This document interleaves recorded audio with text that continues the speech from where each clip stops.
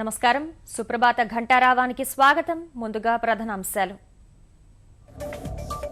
China పర్యటనలో చంద్రబాబు పెట్టుబడుల వేట. నేడు ప్రపంచ ఆర్థిక సదస్సులో కీలక ప్రసంగాలు.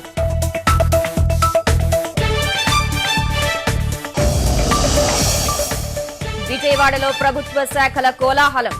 ఇవాళ ఒక్కరోజే 15 కార్యాలయాలు ప్రారంభం.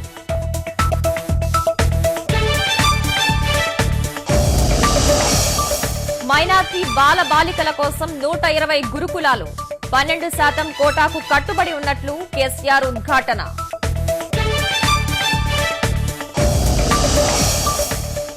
తెలంగాణలో నేటి నుంచి పెరిగిన ఆర్టీసీ ఛార్జీలు. విద్యార్థులు మినహా అన్ని వర్గాలపైన భారం.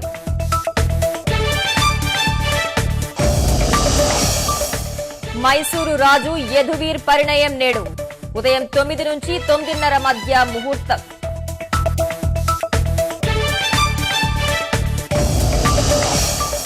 బ్రెగ్జిట్ పై మళ్లీ ఓటింగ్ కు పెరుగుతున్న డిమాండ్. యూకే పార్లమెంట్ వెబ్సైట్ లో 30 లక్షల మంది సంతకాలు.